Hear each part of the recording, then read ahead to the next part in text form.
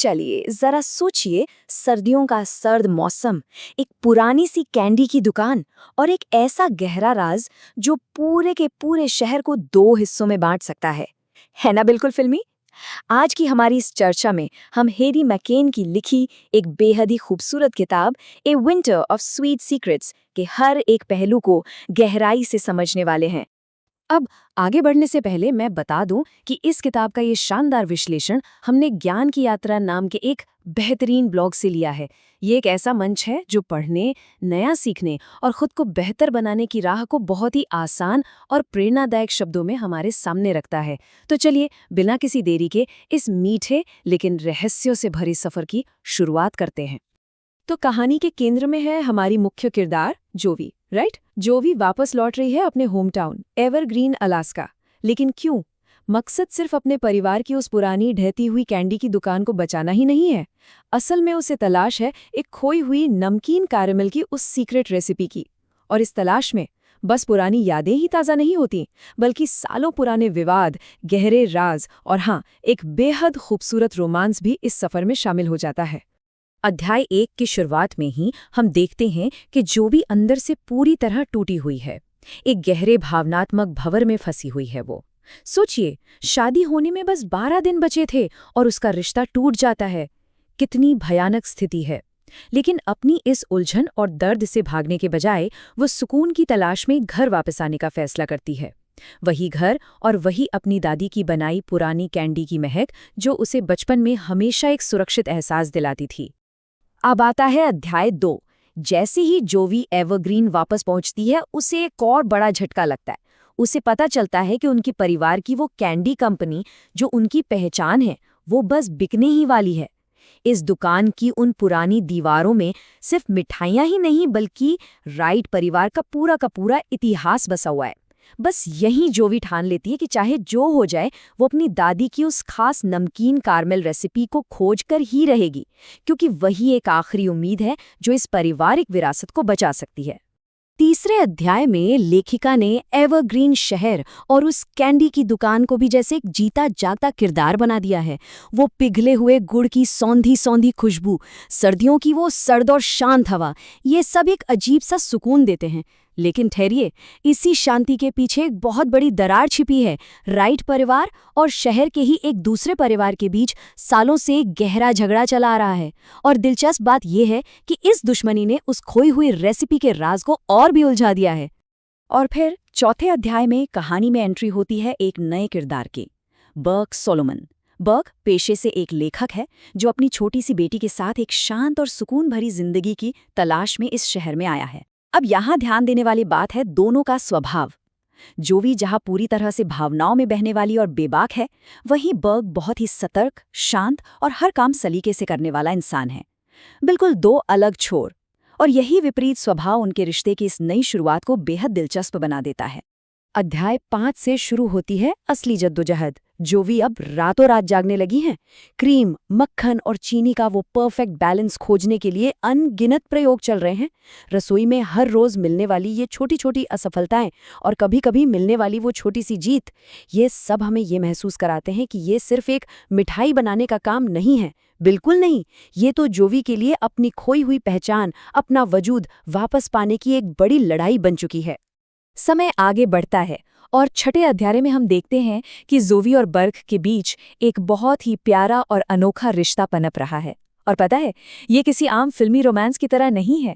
ये तो एक दूसरे का साथ देने, मुश्किल समय में गरम सूप बांटने और पुराने किस्से सुनाने से जुड़ा हुआ एक गहरा नाता है। बर्क चुपचाप जोवी की पुरानी फाइलों को छांटने में मदद करता है और इसी बीच धीरे धीरे, बिना कुछ कहे, वे दोनों एक दूसरे के लिए अपने दिल के दरवाजे खोलने लगते हैं। लेकिन 7वें अध्याय में कहानी में आता है एक जबरदस्त मोड़। बर्क को कुछ ऐसे पुराने दस्तावेज हाथ लगते हैं जो उन कार्मल चूज की उत्पत्ति के बारे में एक बिल्कुल ही अलग कहानी बयां करते हैं।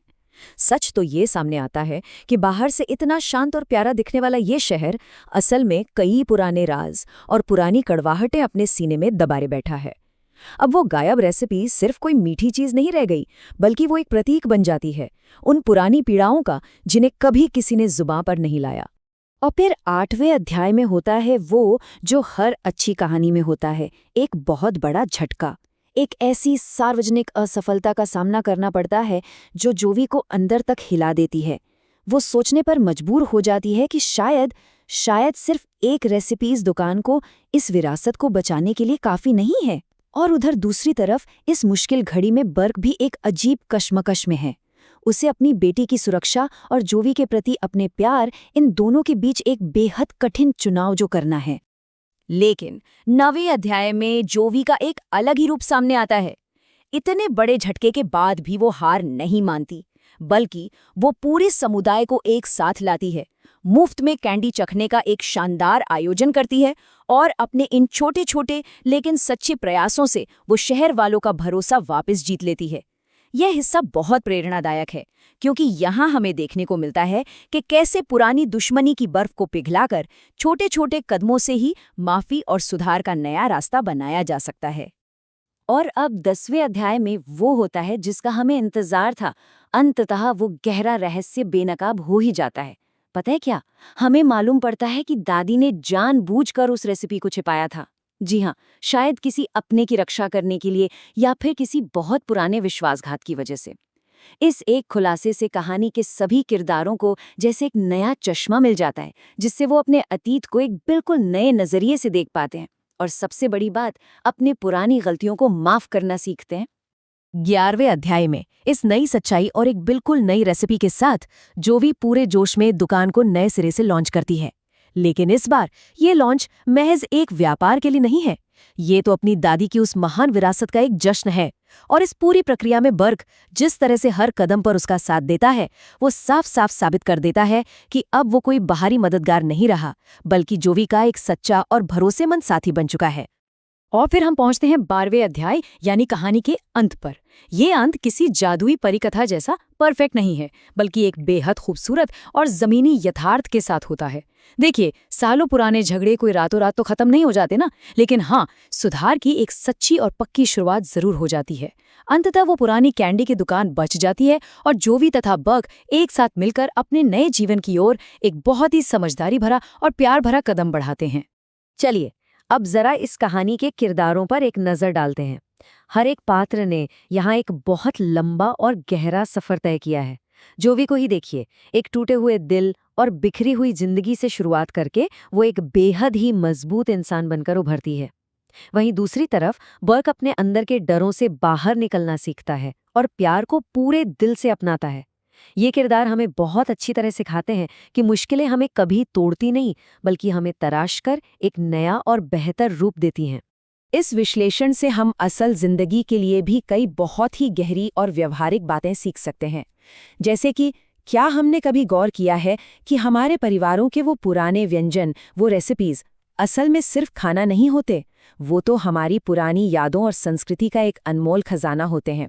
या फिर ये बात कि कैसे छोटे छोटे और सच्चे कदम उठाकर हम अपनों के बीच आई किसी भी कड़वाहट को हमेशा के लिए दूर कर सकते हैं। ये बहुत ही आम लेकिन बेहद असरदार बातें हैं।